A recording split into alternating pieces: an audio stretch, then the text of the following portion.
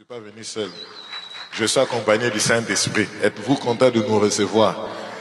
Gloire soit rendue à Dieu. Leçon de la trompette. Je vous invite dans Hébreux 12, 18 au verset 24. Là, nous voulons voir, comprendre certaines vérités bibliques que l'Esprit du Seigneur aimerait nous enseigner. Dans Hébreux 12, 18 à 24, quelque chose est écrit là-bas et mérite un examen.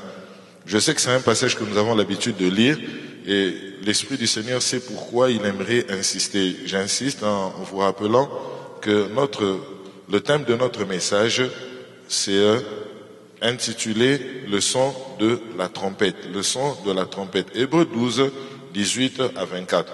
Nous lisons ensemble. « Vous ne vous êtes pas approchés d'une montagne qu'on pouvait toucher et qui était embrasée par le feu, ni de la nuée, ni des ténèbres. » Et c'est un peu d'imaginer la scène, c'est comme si vous êtes en train de suivre un film. On vous parle d'une montagne qui est embrasée par le feu. Ça, c'est un événement, c'est un grand spectacle. Et vous imaginez, et ensuite il y a la nuée. Comme si la nuée ne suffisait pas, on nous parle des ténèbres. Ni de la tempête, ni du retentissement de la trompette. On parle du retentissement de la trompette par la trompette elle-même. Mais vous êtes approchés du retentissement de la trompette, ni du bruit des paroles. Ce n'est pas la parole véritable, mais c'est seulement les bruits. Ni du bruit des paroles tels que ceux qui l'entendirent demandèrent qu'il ne leur en fût adressé aucune de plus. Car ils ne supportaient pas cette déclaration. Si même une bête touche la montagne, elle sera lapidée. Et ce spectacle, on ne parle pas d'événement, on parle d'un spectacle, était si terrible que Moïse dit, je suis épouvanté et tout tremblant. Mais vous êtes approchés de la montagne de Sion, de la cité du Dieu vivant, de la Jérusalem céleste, des myriades qui forment le cœur des anges, de l'assemblée des premiers-nés, des héritiers inscrits dans les cieux, du juste juge qui est le Dieu de tous, des esprits des justes parvenus à la perfection. Alléluia. Ce passage nous enseigne quelque chose de très important parce qu'on est en train de parler de deux montagnes qui décrivent deux configurations différentes. La première montagne dont il est fait mention ici, c'est la montagne de Sinaï. Et quand je parle de la montagne de Sinaï, c'est quelque chose de très important, frères et sœurs, dans le Seigneur. Parce que la descente de l'Éternel au mont Sinaï était une préfiguration du baptême dans le Saint-Esprit. Lorsque le Seigneur descendra lors du mont Sinaï, il y avait comme résultat la loi. Et le jour où le Seigneur descendra, le jour de la Pentecôte, il y avait comme résultat la grâce. Donc la montagne de Sinaï, c'est un domaine de manifestation. Et la Bible est en train de déclarer, vous ne vous êtes pas approchés de cette montagne. Mais si j'aimerais décrire l'église d'aujourd'hui avec les yeux spirituels, je parlerai de cette montagne de Sinaï. Parce que la plupart de nos communautés, nous ne nous sommes arrêtés qu'à la dimension des manifestations. La Bible ne parle pas des paroles, mais on parle du bruit des paroles. Vous comprenez, aujourd'hui, il y a plusieurs catégories de messages où les gens suivent la prédication en étant debout. Tout le monde est en train de jubiler. Mais ça ne nous amène pas à une transformation personnelle. Le domaine de Sinaï n'est arrêté qu'à la manifestation extérieure. Tandis que le domaine de Sion, c'est un domaine de principes et des lois du royaume. Quand je parle de Sion, je vois une montagne où a été érigée la ville de Jérusalem. Et quand on parle d'une ville, on voit des lois et des principes. La plupart des croyants aujourd'hui dans les églises ne se sont arrêtés qu'à la dimension de Sinaï. De la nuée, des tempêtes. Et on dit, et ce spectacle a duré longtemps. Nous avons beaucoup de spectacles dans les églises où les gens viennent, on libère sur eux l'onction. Ils tombent impudiques, ils se relèvent impudiques. Ils tombent escrocs, ils se relèvent escrocs. Ils tombent sorciers, ils se relèvent sorciers. Ça, c'est la dimension de Sinaï. Un jour, dans Deutéronome 1 au verset 6, le Seigneur s'adressera à son peuple et il leur dira, vous avez assez demeurer sur cette montagne parce qu'il y a une dimension au-delà de Sinaï, c'est la configuration de Sion. Alléluia. Ni de la myriade des anges. Et ce spectacle a duré longtemps. Il doit y avoir un changement, il y a une demande du Saint-Esprit pour que nous puissions transiter de Sinaï et aller vers Sion. Où nous n'allons pas seulement nous arrêter au domaine des manifestations. Plusieurs personnes tombent, mais qu'est-ce qui se passe après le tomber en esprit? Je ne suis pas contre le tomber. J'aime beaucoup opérer d'un commun accord avec le Saint-Esprit. Mais nous voulons arriver à une pleine compréhension des choses de Dieu. Nous devons grandir dans l'intelligence, dans la connaissance de la parole. Voyez-vous, ce qui est très important, la Bible déclare, ne vous conformez pas au siècle présent, mais soyez transformés par le renouvellement de l'intelligence, afin que vous discerniez quelle est la volonté de Dieu. L'objectif dans l'œuvre de Dieu, c'est que tout le monde puisse parvenir au discernement de la volonté de Dieu. Nous devons comprendre les buts prophétiques de Dieu, être capable de lire la montre de Dieu, comprendre le mode opératoire de Dieu dans cette saison. Qu'est-ce que Dieu désire pour son Église? Quelle est la raison pour laquelle je dois venir à l'église? On n'est pas chrétien parce qu'on vient le dimanche. On n'est pas chrétien parce que le pasteur José Mouzi nous me connaît personnellement. Ou qu'il vient chez moi à la maison. La différence entre un chrétien et un païen, ce n'est pas le fait de fréquenter l'église.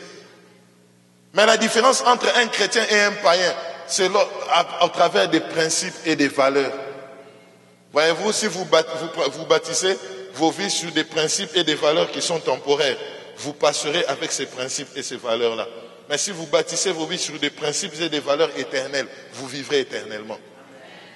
Quels sont les principes et les valeurs qui régissent ta vie? Le domaine de Sinaï. Mais vous êtes approché de la montagne de Sion. Alléluia. Qu'est-ce qui est dit encore sur Sion? Voyez-vous, dans Ésaïe 2, 2 à 4, nous allons lire. Dans Ésaïe 2, 2 à 4, quelque chose est écrit là-bas et mérite une attention particulière, bien-aimés dans le Seigneur. Dans Ésaïe 2, 2 à 4, la Bible déclare, « Il arrivera dans la suite des temps », et dans une autre version on dit « à la fin des temps », quelque chose est écrit là-bas. Parce que quand je parle d'une montagne, je décris un concept de vie. La montagne est en train de décrire le concept de vie. Il y a plusieurs montagnes qui sont en train de s'élever, qui prennent place dans le monde. Nous avons la montagne de la science, nous avons la montagne de la technologie, nous avons la montagne de la philosophie. Il y a plusieurs montagnes qui ont pris place partout dans le monde. La montagne de l'art plastique a pris place avec un certain Andy Warhol. Tout le monde parle de lui. La montagne de l'informatique est en train de bouger le monde avec des gens comme des Steve Jobs, de Bill Gates. Ça, c'est la montagne de l'informatique. Il y a plusieurs montagnes qui s'élèvent. Des gens comme des René Descartes. Ils ont marqué la montagne de la philosophie. Des Platon, des Thalès de Milet, Socrate. Toutes ces personnes ont marqué. Des gens comme Édouard Manet. Ils ont marqué la montagne de l'impressionnisme. Ce sont des montagnes qui ont pris place. Mais au-dessus de toutes ces montagnes, nous devons retrouver une montagne. Il arrivera dans la suite des temps que la montagne de la maison de l'Éternel sera fondée sur le sommet des montagnes. Donc quand on va commencer à chercher de toutes ces montagnes-là, on doit retrouver une église qui est élevée. Nous allons retrouver dans l'église un standard élevé. Cela veut dire que la qualité de vie que nous allons retrouver dans l'église sera une qualité de vie supérieure que l'on ne retrouvera pas partout ailleurs dans le monde. Quand vous cherchez le standard de la morale, c'est là que nous allons retrouver, à l'église. Quand on cherche le standard de l'intégrité, on trouvera l'intégrité où? À l'église. Ce n'est pas cette église qui est remplie de gens qui vivent dans le péché, dans la compromission, dans la malhonnêteté, la corruption. C'est une église qui a des principes et des lois correctement bâtis. L'église qui reflètera le royaume. C'est cette église-là que Christ vient prendre. Au-dessus de toutes ces montagnes-là, nous devons voir la montagne de l'église. Alléluia. Qu'elle s'élèvera par-dessus les collines et que toutes les nations y afflueront. Comprenez bien le vocabulaire, y affluer. Cela veut dire que l'église sera un centre de refuge. Le dernier centre de récupération. Quand quelqu'un n'a pas été bien éduqué dans sa famille, il vient à l'église, il reçoit l'éducation. Quand on a raté l'instruction dans la société, on vient retrouver l'instruction à l'église. Ce n'est pas seulement une église où on va prier des alléluia et des amen, mais c'est une église où nous recevons la philosophie correcte pour opérer dans cette saison. Nous allons venir affluer tous les blessés de guerre, toutes ces personnes qui ont reçu des déceptions dans la société. Ils viendront trouver la technologie de l'amour de Dieu dans l'église. Ce n'est pas cette église où nous sommes remplis de gens qui se critiquent entre eux. Comme on dit souvent, je montre la puissance de Dieu. Alléluia. Les gens viendront y affluer. Le centre de refuge. Toutes les personnes qui ont reçu des blessures intérieures trouveront la consolation à l'église. Et c'est cette église que nous devons refléter. Et la Bible ajoute, des peuples s'y rendront en foule. Imaginez un peu en foule. Vous savez pourquoi les peuples s'y rendront en foule? J'étais en train de méditer une fois dans la parole de Dieu. Je lisais le psaume 2 au verset 8. Et que dit ce passage? La Bible dit, demande-moi les nations pour héritage. Et vous savez comment est-ce que l'église se comporte devant ces versets? Nous le considérons comme une simple pétition ou une demande. Seigneur, je demande les États-Unis, donne-moi Dallas. Vrai ou faux? J'ai même vu des gens qui prennent des versets qui déclarent sur ça. Oh, rabaraba, shintarabababa. Quand le Seigneur est en train de dire, demande-moi les nations pour héritage, le mot hébreu qui parle de demande, c'est le mot akusa. Et vous savez que veut dire akusa? Akusa veut dire prendre possession à cause de l'influence. Je n'ai pas seulement besoin de demander parce que je l'ai fait, mais à cause de mon influence, je commence à posséder.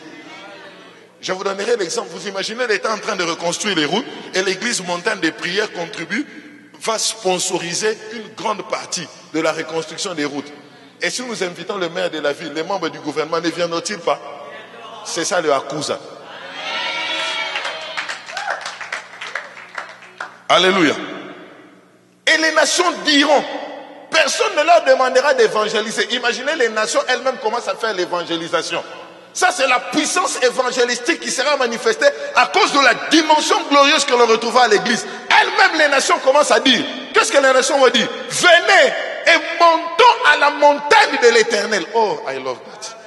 Cela veut dire que la dimension qu'on retrouve à l'église, c'est une dimension élevée. Et les nations sentent qu'elles doivent fournir des efforts pour atteindre notre niveau.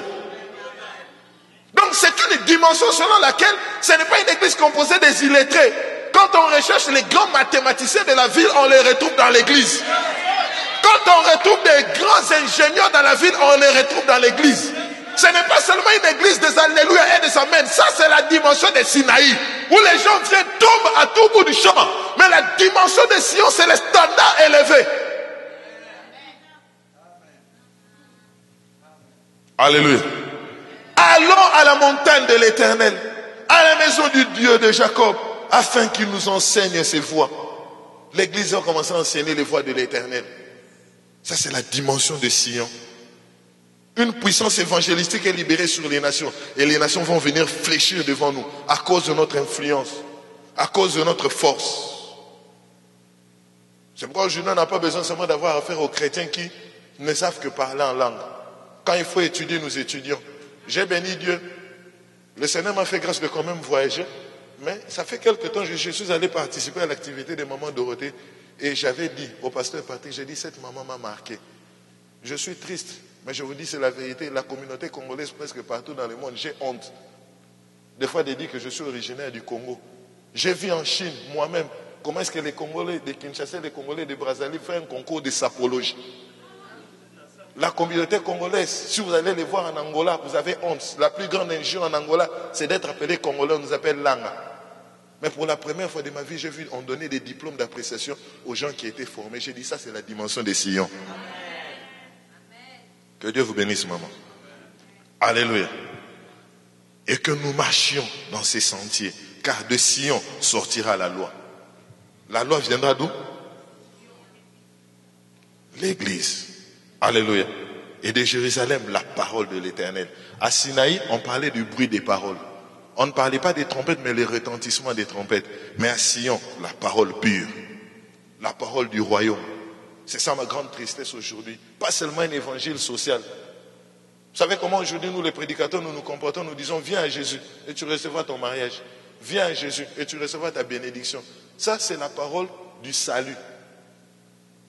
Parce que le salut en grec c'est le sozo. D'où vient le mot paix?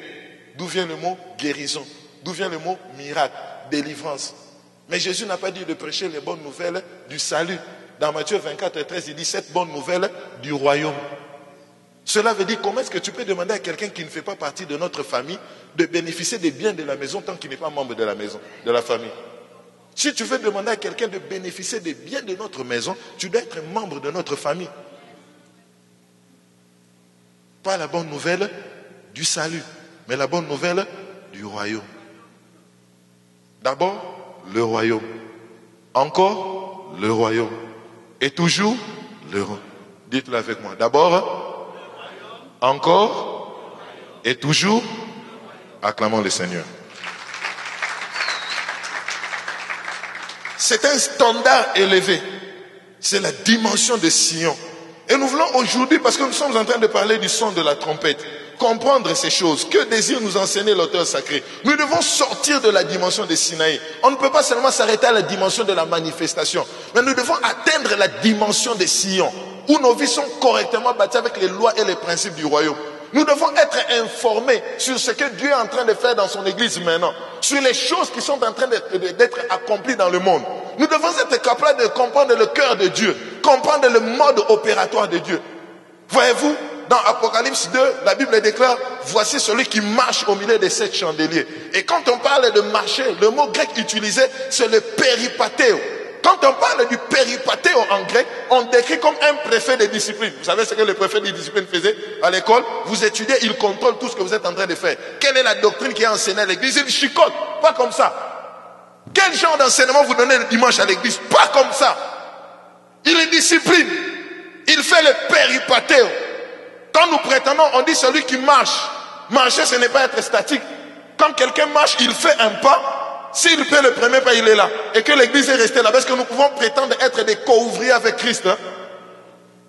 Quand je fais le premier pas, si tu prétends être co-ouvrier, le préfixe co indique quelqu'un qui occupe la même position et le même endroit. Quand il fait le premier pas, l'église aussi doit être capable de faire péripatéo. Dieu contrôle chacune de nos actions. Il vérifie nos louanges, nos adorations. Ce que nous appelons aujourd'hui louange et adoration, est-ce que Dieu aussi trouve que c'est compatible par rapport à sa nature? Comment est-ce que les chrétiens se comportent aujourd'hui? On est plus devenus religieux. Comme le dit le docteur Miles Monroe, il y a une grande différence entre la religion et le christianisme. La religion nous bloque entre les 4 murs. Mais le christianisme, c'est une dimension que nous amenons au-delà des 4 murs. Alléluia. La dimension de Sion. Donc c'est ce que nous voulons aujourd'hui comprendre. Qu'il doit y avoir un partenariat entre le royaume de Dieu et l'église qui est son épouse. Voyez-vous, dans Apocalypse 22 au verset 17, la Bible déclare, l'esprit et l'épouse disent, viens. C'est le même mode opératoire. C'est la même configuration. Si je dois utiliser le langage informatique, c'est la même dimension. Si je prenais une souris qui n'a pas la même configuration que mon ordinateur, la souris ne fonctionnera pas avec mon ordinateur, vrai ou faux? La même configuration pour un bon fonctionnement. L'esprit et l'épouse disent, viens. Il doit y avoir un partenariat entre le Saint-Esprit et l'église du Seigneur. Quelqu'un est en train de me comprendre? Un jour, le Seigneur est en train de dire à Noé, Dieu voulait juger le monde. Mais pour que Dieu puisse juger, Dieu juge sur base d'un standard. Quand il n'y a pas de standard, Dieu ne juge pas. C'est pourquoi Dieu dit, il ordonne à Noé de bâtir l'arche par lequel il a jugé le monde. En d'autres termes, la technologie de l'arche de Noé est un standard par lequel Dieu a voulu juger le monde. La technologie qu'on doit retrouver à l'église, c'est le standard par lequel Dieu voudrait juger le monde. Sans nous, Dieu ne juge pas. Sans nous, Jésus ne revient pas. Il fallait qu'il y ait l'arche. Permettez mon vocabulaire. En d'autres termes, l'engagement de Noé de bâtir l'arche, c'est ce qui déterminait le déluge. Vrai ou faux? Tant qu'il n'allait pas le faire, le déluge n'allait pas arriver. Tant que l'église ne fera pas quelque chose par rapport à ce que le royaume de Dieu attend de nous, la fin n'arrivera pas. Imaginez comment est-ce que nous sommes très importants dans le plan de Dieu. Dieu n'a pas d'autres mains si ce ne sont nos mains. Dieu n'a pas d'autres pieds pour propager la bonne nouvelle du royaume si ce ne sont nos pieds. Dieu n'a pas d'autres mains pour imposer les malades si ce ne sont nos mains. Dieu n'a pas d'autres... Dieu dépend de toi et de moi. Et j'aimerais vous dire aujourd'hui, Dieu est riche en homme capable, mais Dieu est pauvre en homme disposé. Il est riche en homme capable, mais il est pauvre en homme disposé. Combien peuvent prendre l'engagement d'accomplir les buts prophétiques de Dieu comme Noé? Le jour où le Seigneur me demandera d'aller en Angola, j'ai parlé de lui. J'ai dit au Seigneur, tel aîné vient déjà de là. Il a fait une école du ministère. Tel autre aîné vient aussi de l'Angola. Il a fait une école du ministère. Il dit non, j'ai mis mes paroles dans ta bouche. L'Esprit du Seigneur m'a donné d'organiser un programme que vous n'allez trouver dans aucun autre endroit dans le monde. Venu du ciel. J'ai étudié, j'ai fait la théologie, je suis formé par le docteur François Kalonji, mais le Seigneur m'a donné un programme à part que vous n'allez pas trouver dans l'institut où j'ai étudié. Il y a des gens qui ont étudié dans l'école biblique que j'ai étudiée, qui viennent étudier dans mon école. Et aujourd'hui, plus de 2000 pasteurs dans la ville de Luanda sont formés dans cette école. Je parle à la manière des hommes, c'est la plus grande école. Alléluia. Et imagine si j'allais me minimiser, si j'allais dire non, je suis jeune. Quand je suis allé, j'étais très jeune, j'étais encore plus jeune. Mais je ne vous dirai pas mon âge parce que là c'est l'âge apostolique. On ne peut pas parler de l'âge apostolique. Hein. Vous prenez moi seulement comme un vieux de 75 ans. J'en ai l'air, n'est-ce pas? Vous me donnez quel âge alors? Ah, voilà, ça c'est bien dit. Alléluia.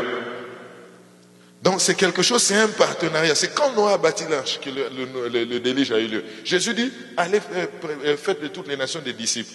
Et la fin viendra. Cette bonne nouvelle du royaume sera prêchée. C'est alors que viendra la fin. Il y a un partenariat. Pour que la bonne nouvelle du royaume soit prêchée, il faut qu'il y ait des gens qui vont prêcher cette bonne nouvelle. Alléluia. Très important. Nous lisons ensemble dans Nombre 10, au premier verset jusqu'au deuxième. Nombre 10, au premier verset jusqu'au deuxième. Quelque chose est écrit là-bas, il mérite un examen. Nombre 10, du premier verset au deuxième. Nous lisons ensemble que nous révèle l'auteur sacré. Nombre 10, 1 à 2.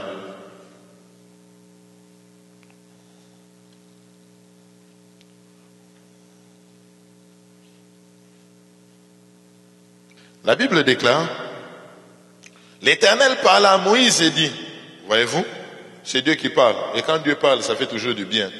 J'aime quand Dieu parle. Des fois, les hommes, quand ils te parlent, ils te découragent. Ils te distraient. Mais quand Dieu parle, ça fortifie. Je sens mon cœur bouillonnant quand Dieu me parle. J'aime quand Dieu parle. Il n'y a pas quelqu'un qui parle bien comme Dieu. Alléluia. Fais-toi 2 trompettes d'argent. Voyez-vous, l'or dans la Bible est le symbole de la divinité ou de la gloire de Dieu. L'argent dans la Bible, c'est le symbole de la rédemption. Et l'airain ou le bronze, c'est le symbole du jugement. Donc, ces 3 significations méritent une attention particulière. Et les différents ustensiles du tabernacle, vous allez voir les compositions, nous n'avons pas le temps d'entrer en détail.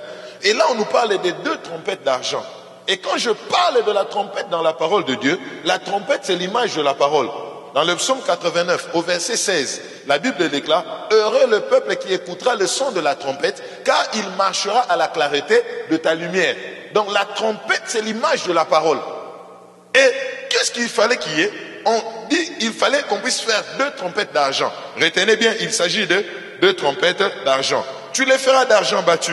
Elles te serviront, regardez bien, pour, quand on dit pour, c'est le complément circonstanciel de but. Le but pour lequel les trompettes d'argent devaient être là, pour la convocation de l'assemblée et pour le départ. Il y avait 2 trompettes en Israël. Et la première trompette était sonnée 6 fois. Quand il sonnait, c'était pour le rassemblement, la convocation et le rassemblement du peuple d'Israël. Parce que dans leur campement, ils dépendaient du mouvement de la nuée. Et chaque fois que vous allez dans un nouvel endroit, il fallait recevoir la provision de la parole, des enseignements, la nouvelle technologie pour le processus du voyage. Et vous allez comprendre que le voyage d'Israël vers la terre promise, quand ils ont quitté l'Égypte, en passant par le désert, ce n'était pas seulement un voyage géographique, mais c'était un voyage spirituel vers la perfection. Et c'est ce que beaucoup d'enfants de Dieu n'ont pas compris en Israël. Quand il y avait toutes ces manifestations-là, le Seigneur, il y avait des histoires dans le processus de leur voyage qu'il voulait mettre en eux. Il y avait des histoires que Dieu voulait soutirer en eux. Mais le peuple d'Israël n'a pas compris cela. C'est pourquoi vous allez voir dans le psaume 95, au verset 10, Jésus dit, pendant 40 ans, j'eus cette race en dégoût. Imagine-toi, il y avait des miracles, il y avait la manifestation, mais Dieu dit, c'est un peuple au cou raide. J'ai eu cette race en dégoût, mais il y avait les miracles. L'eau est sortie du rocher. Il y avait la Shekinah de Dieu. Mais Dieu dit, j'ai eu cette race en dégoût. Nous devons faire attention que cela ne soit pas encore d'actualité aujourd'hui dans nos églises. Il y a beaucoup de signes, de prodiges et de miracles. Il y a beaucoup de manifestations. Mais faisons attention si nous ne comprenons pas le processus du voyage de Dieu.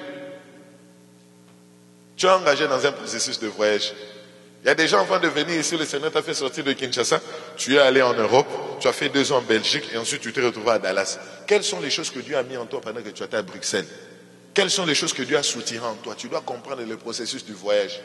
Je suis arrivé aux États-Unis pour la première fois de ma vie, mais il y a des choses que Dieu permet que je puisse apprendre. Et je suis attentif. Je dois être prophétique pour comprendre quelles sont les choses que Dieu veut mettre en moi et quelles sont les choses que Dieu veut soutirer en moi. La vie spirituelle est un voyage vers l'essentiel. Tu es engagé dans le processus du voyage. Ne tombez pas dans les pièges comme mes frères congolais, et ils aiment vivre le Congo partout. Mais ça, je n'ai pas trouvé ça à Dallas, quand même, je vous félicite. Parce qu'en Angola, nous avons des spécialistes. Hein. Quand vous les regardez, ils veulent vivre à Kinshasa, mais à Luanda. Et mais comment par eux, Netchakin, on me dit pas pour Netcha Covadis. Donc lui, il est à Luanda, mais il veut seulement manger ma pendant Covadis. Eh, Mikate au goût, hein. On dit Mikate Benakin. Quand on lui présente le beurre du supermarché, il ne fait pas.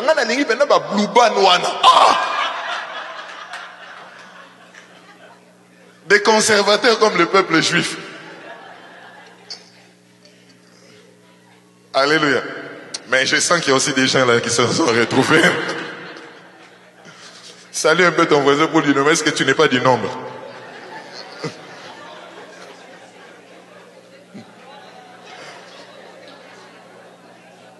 Alléluia.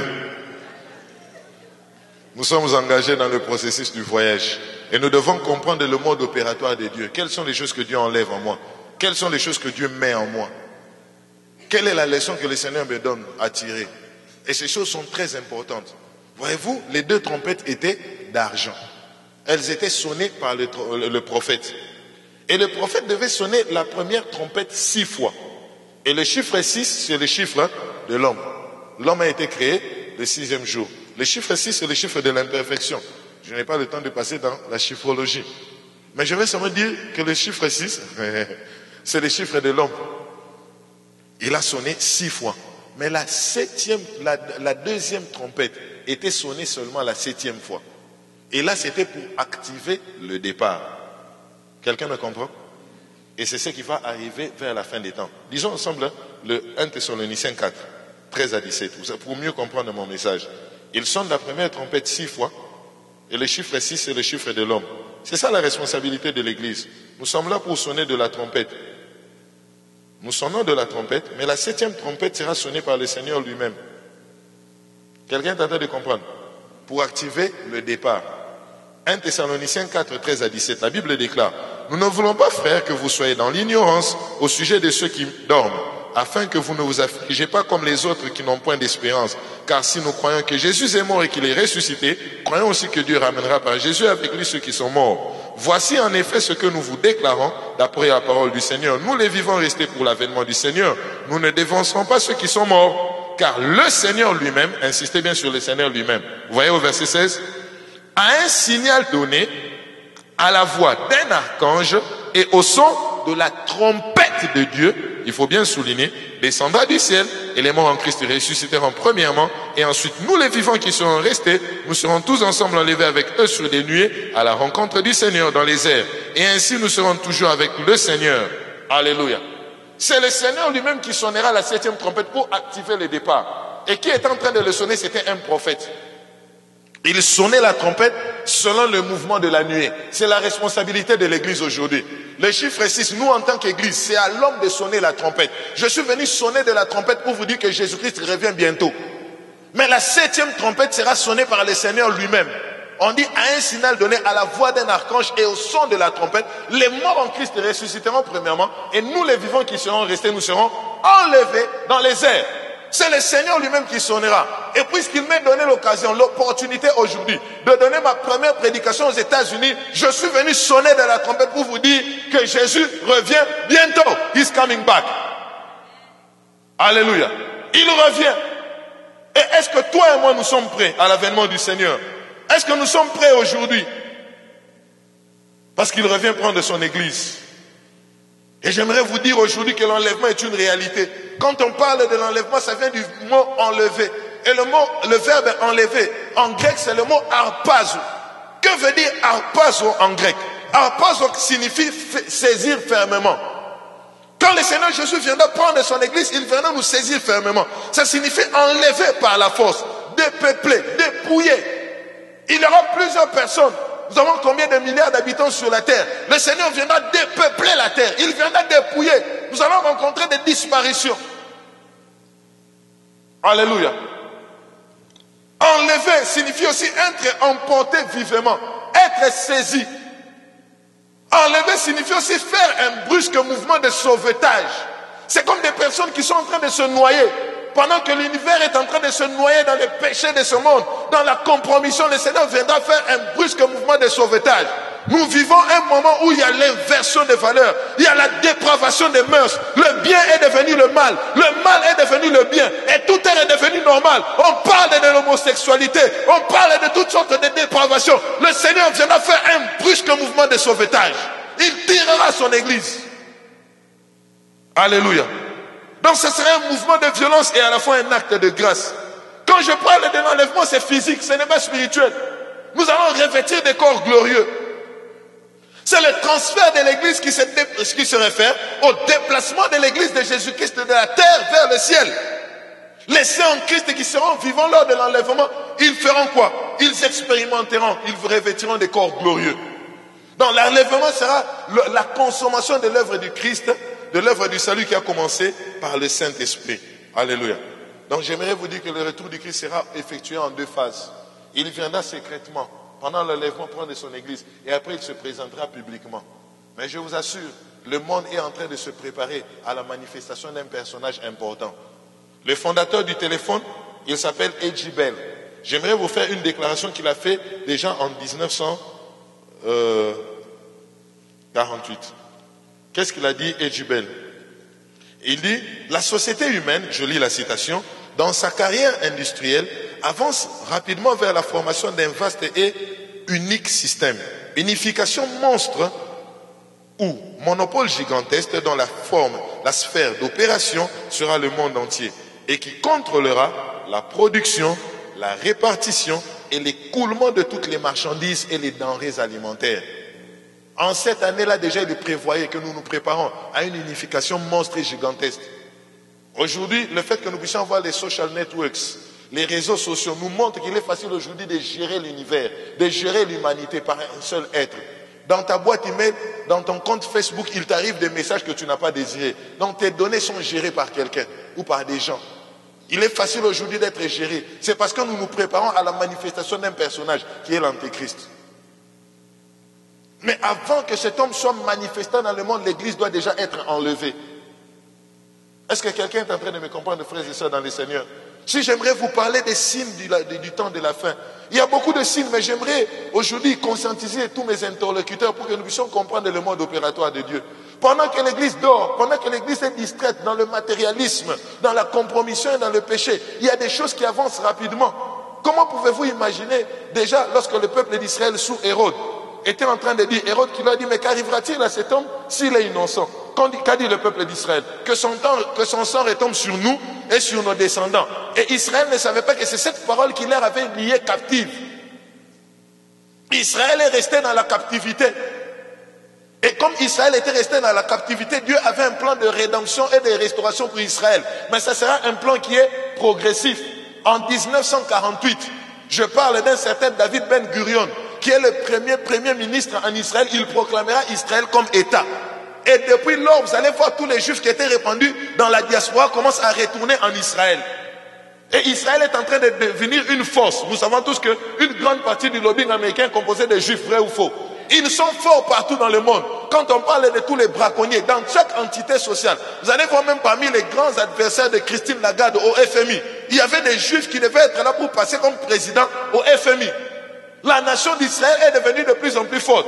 En 1967, dans la bataille d'Assyrie, nous sommes tous informés de ce qui s'était passé. Vous conviendrez avec moi, alors que les Égyptiens les croyaient faibles, ils ont non seulement résisté aux Égyptiens, mais ils les ont repoussés jusque dans leur contrée. Israël est devenu une force. Et c'est une partie de l'accomplissement de la prophétie. Voyez-vous, le même endroit où a été érigée la mosquée El-Aqsa. Cette mosquée-là, Al-Aqsa, c'est au même endroit où doit être érigé le troisième temple de Jérusalem.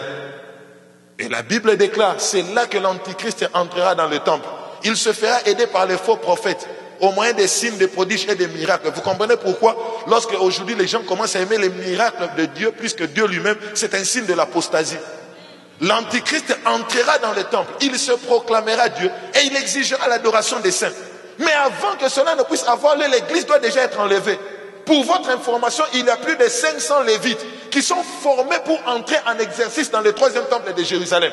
Les différents ustensiles qui ont été utilisés dans le tabernacle de Moïse ont déjà été retrouvés et doivent être mis en place dans le troisième temple de Jérusalem.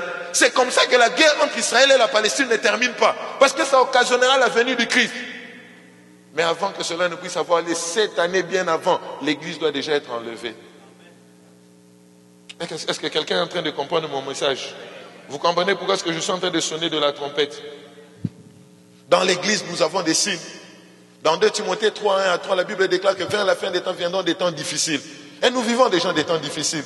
Les gens devenons arrogants. Est-ce que nous n'avons pas des arrogants même dans les églises? Les gens devenons fanfarons, traîtres, blasphémateurs, amis de l'argent, ennemis des gens du bien. Il y a des gens qui sont prêts à tout pour l'argent. Il est prêt à manquer le culte du dimanche pour l'argent. Il aime l'argent. Lui, c'est sa petite vie. Il s'est enfermé dans sa petite boîte. Les choses du royaume ne l'intéressent pas. La croissance spirituelle, il n'a rien à voir. Lui, c'est sa vie. Ennemi des gens du bien. Arrogant, blasphémateur, irréligieux. Vers la fin des temps, il y aura une apostasie de la masse. Et la Bible déclare, quand le Fils de l'homme viendra, trouvera-t-il la foi sur la terre? Aujourd'hui, les gens aiment l'onction de Dieu plus que Dieu lui-même. On aime la bénédiction de Dieu plus que Dieu lui-même. Nous sommes devenus les mouchinas spirituels. Je n'ai pas besoin de toi, mais j'ai besoin de ce que tu as.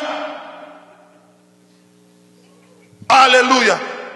Et ce sont des signes qui montrent que Jésus-Christ revient bientôt. La grande tragédie aujourd'hui, c'est parce que l'ivraie est en train de briller plus que le blé. Le faux paraît plus que le vrai. Où va l'église aujourd'hui? Il y a beaucoup de faux, comme dans l'Ancien Testament. À côté de tous les vrais prophètes, les vrais serviteurs de Dieu, il y avait toujours des faux sur le terrain. Beaucoup de faux apôtres, beaucoup de faux docteurs, beaucoup de faux prophètes, de faux évangélistes. Les gens aujourd'hui préfèrent fréquenter des églises où ils sont manipulés. L'idolâtrie a pris place dans l'église. Quand on était dans les églises catholiques, on idolâtrisait les chapelets, les maris. Mais quand on est venu dans les églises, on commence à idolâtriser nos pasteurs. Les gens parlent plus du pasteur plus que Jésus. Les gens commencent à idolâtriser les points de contact. Vous connaissez les points de contact? Dans beaucoup d'églises, c'est toujours la manipulation. Il faut toujours de l'huile, toujours du sel, toujours de l'eau, toujours la veste des pasteurs. Ces choses ne peuvent pas prendre la place de la parole. Dieu est pleinement révélé dans sa parole. Les gens préfèrent aujourd'hui les massages au lieu des messages. Ils veulent qu'on les masse. Je garde mon impudicité, mais viens seulement s'aimer à l'église. Et Dieu te bénira, ma soeur. Je garde ma sorcellerie, mais viens seulement donner l'argent. Et Dieu t'élèvera. C'est faux. Les bénédictions de Dieu sont saintes. Et ne les accorde qu'aux gens qui marchent dans la sanctification. Beaucoup de massages dans les églises. Et peu de messages. J'appelle cela les massages pentecôtistes. Massez-moi. Ce sont des gens qui aiment beaucoup de prophéties. Quand il y a un petit prophète qui a surgi quelque part dans un coin, il fuit le culte. Qu'on lui dise sur sa vie, tu as besoin d'une prophétie aujourd'hui, répands-toi de tes péchés. Alléluia. La Bible déclare que vers la fin des temps, les gens se choisiront une foule de docteurs qui leur raconteront des fables. Les gens aimeront les fables, ils n'aiment plus la bonne parole, ils n'aiment plus la parole pure, la parole du royaume. Les gens veulent des fables. C'est ce que les gens aiment. Aujourd'hui, même nous les prédicateurs, nous savons qu'il y a des catégories de prédications qui payent bien. Oh, vrai ou faux? Il y a des prédications, quand tu les donnes, si tu as des problèmes, en tout cas à la fin, il ne va pas te manquer un petit $50 ou $100. Mais il y a des prédications, quand tu les donnes à la fin, les gens sont en train de te domboler.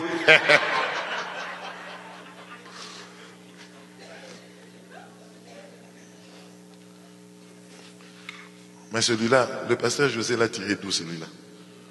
Oh. On est en train de m'indisposer là. Je ne suis pas en train de t'indisposer là.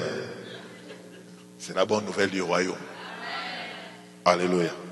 Et dans l'église, après toutes ces choses, dans le monde, il y a beaucoup d'histoires. Il y a la croissance de l'iniquité et le refroidissement de l'amour. Dans Matthieu 24, 14, la Bible dit, vers la fin des temps, l'iniquité s'accroîtra et l'amour du plus grand nombre se refroidira. There is no balance. Il n'y a pas d'équilibre ou de balance. Dans la vie d'une personne, dans une communauté, même dans une église, quand l'amour de Dieu se refroidit, l'iniquité s'accroît. Quand l'amour de Dieu grandit, l'iniquité diminue. Pas d'équilibre. Mais c'est ce que nous voyons aujourd'hui dans le monde. La croissance de l'iniquité. L'iniquité a quelque chose à voir avec l'église. Ce sont ces péchés que tu sais que c'est un péché, mais tu le fais quand même. Et Jésus a dit, en ces jours-là, plusieurs me diront, Seigneur, n'avons-nous pas prophétisé en ton nom? C'est ce que nous voyons aujourd'hui, les prophéties avec précision. N'avons-nous pas chassé les démons en ton nom? Possible! N'avons-nous pas fait beaucoup de miracles en ton nom? Take it! Jésus dit, éloignez-vous de moi, serviteur de l'iniquité. Au lieu de dire même je ne vous connais pas, il dit je ne vous ai jamais connu. Ça c'est fort. Si je dois être un homme, je peux dire mais cet homme c'est un ingrat. Je parle à la manière des hommes. Vrai ou faux? Quelqu'un, on dit n'avons-nous pas fait beaucoup de miracles? Donc l'effectivité des miracles était très grande. Mais Jésus dit je ne vous ai jamais connu. Il est possible de faire toutes ces choses sans connaître Jésus. Alléluia. La croissance de l'iniquité. Aujourd'hui, on vous facilite pour pécher. Vous savez, aujourd'hui, le modernisme et la technologie du 21e siècle peut me faciliter à tomber dans la fornication et l'adultère, même dans une étoile à 5 ou 6 étoiles. Le péché est embelli. J'étais triste de voir qu'au Brésil, aujourd'hui, il y a des églises des homosexuels, même aux États-Unis. Ils ont dit non, comme nous on s'est senti un peu abandonnés, rejetés par la société, on s'est retrouvés entre nous. Et ce sont des choses normalisées. Regardez ce qui a fait les dégâts qu'ont causé le mariage pour tous en France là-bas. Les présidents de la République comme François Hollande, Barack Obama, ils prônent l'homosexualité. Le péché est embelli. Et ça prouve que Jésus-Christ revient. Alléluia. Toutes ces formes, le péché a été embelli. Et pire que ça, vous allez remarquer qu'il y a l'apostasie de la masse. Et non seulement ça, il y a des cataclysmes climatiques. Tout le monde a entendu parler du tsunami. Tout le monde a entendu parler des différents cyclones, des tornades, ici aux États-Unis, partout dans les Antilles. On entend parler des différents cataclysmes climatiques. Il y a l'échauffement de la planète Terre qui a été causé par la destruction de la couche d'ozone. Et cela permet l'infiltration des corps extérieurs tels que les astéroïdes et les comètes. Et vous allez voir, c'est l'accomplissement de la parole prophétique où on parle des étoiles d'Apocalypse qui entreront dans la Terre. Et nous sommes déjà en train de vivre ces choses. Il y a des comètes, il y a des astéroïdes qui prennent place, qui s'infiltrent déjà sur la Terre. Il y a la perte de la luminosité du soleil et le poids du soleil. Juste comme vous pouvez voir une braise qui peut perdre sa luminosité et son poids. C'est ce que le soleil fait. Mais la Bible déclare que le soleil, pendant la grande tribulation, s'échangera en lune. Et non seulement ça, on entendra parler de guerre et de bruits de guerre. Une nation s'élèvera contre une autre. Regardez ce qui se passe au Congo démocratique avec le Rwanda. Regardez les différentes guerres qui prennent place en Syrie, en Libye, dans tout le monde arabe, dans le Maghreb. Toutes ces choses nous montrent qu'il y a des choses qui sont en train d'arriver dans le monde. On parle aujourd'hui de la mondialisation et du commerce électronique. Ce sont des choses qui facilitent l'établissement d'un chef. Globalization. Et non seulement ça, si vous lisez attentivement dans vos Bibles, il y a la renaissance de l'Empire romain.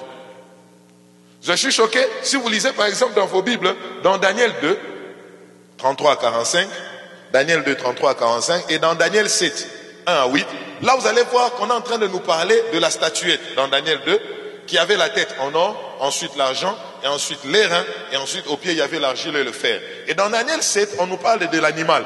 La tête c'était un lion, ensuite l'ours, et après le léopard, et ensuite on nous parle d'un monstre. Et cela est en train de nous parler seulement de 4 empires universels. Comprenez mes frères et sœurs dans les seigneurs. Le récit de Daniel 2 et de Daniel 7 est en train de décrire une même chose. On nous parle des 4 empires universels parce qu'ils ont établi leur domination presque partout dans le monde.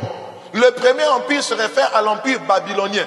Et il est représenté dans Daniel 2 par le lion, par l'or. Et on parle du lion dans Daniel 7.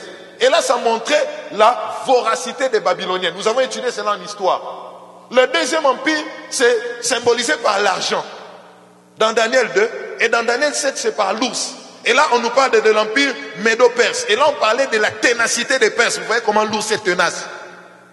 Et le troisième empire, dans Daniel 2, c'est les reins.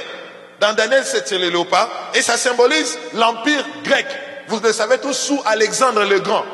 Et il est symbolisé par le léopard pour parler de la rapidité de ses conquêtes. Tout le monde connaît ce qui s'est passé avec Alexandre le Grand.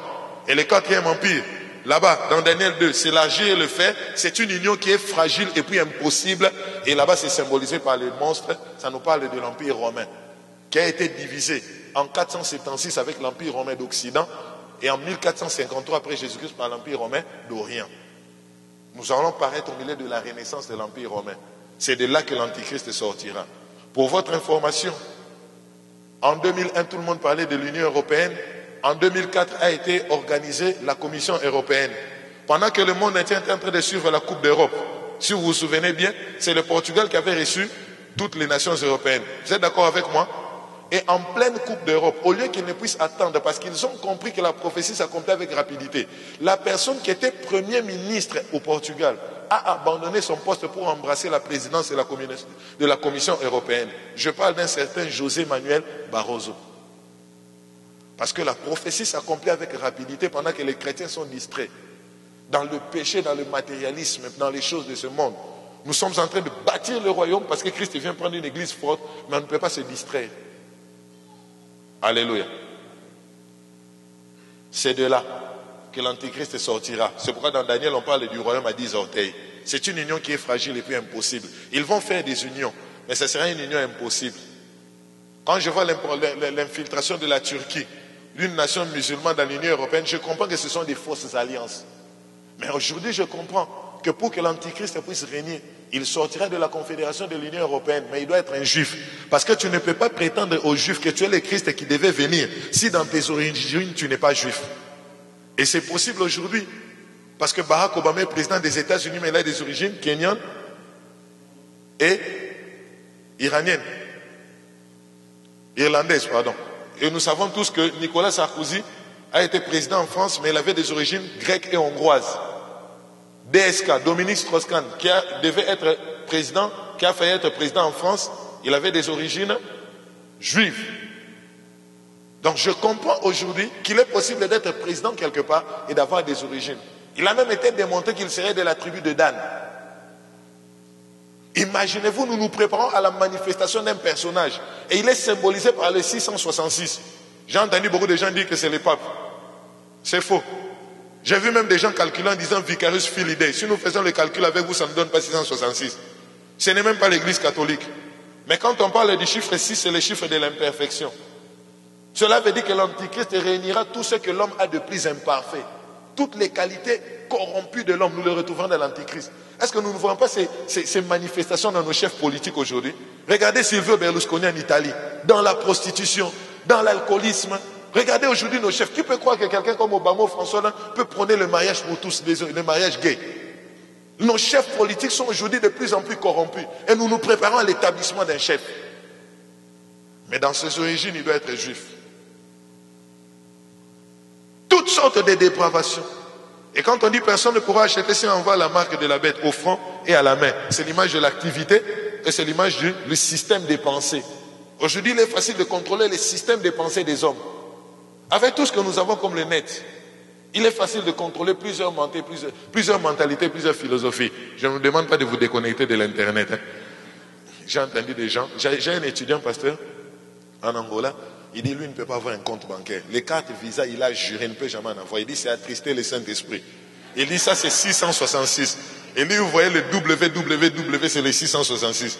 Je lui ai dit, mon frère, ça va, je ne veux pas entrer dans les débats. Si c'est ça l'arme de Goliath, vous voyez comme David, hein, il avait abattu Goliath avec la lance, mais après, il a utilisé sa propre hache pour couper sa tête. Si c'est le 666, nous allons utiliser l'arme de Goliath pour égorger sa tête. Alléluia.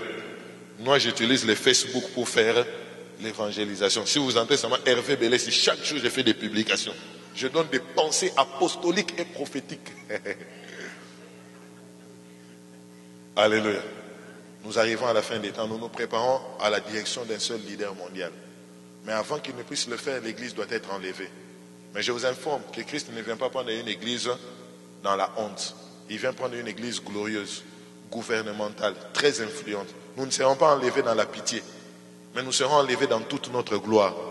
Mais après, il y aura le temps de tribulation. L'Antichrist fera une fausse alliance avec les nations. La première guerre mondiale, pour votre information, a occasionné la première crise économique mondiale, a occasionné la première guerre mondiale.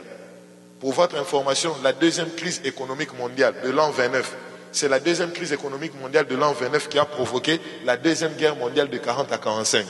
Et cette dernière crise économique mondiale est en train de nous préparer à l'hégémonie, à la manifestation de la bataille de l'Armageddon qui sera une bataille d'armement nucléaire. J'étais triste quand on commençait à parler de la crise économique mondiale en 2009. J'ai vu beaucoup de prédicateurs, même ici de Dallas, dont j'étais le nom, dans leurs conférences, les grandes conférences, où ils étaient en train de nourrir le peuple de Dieu des espoirs.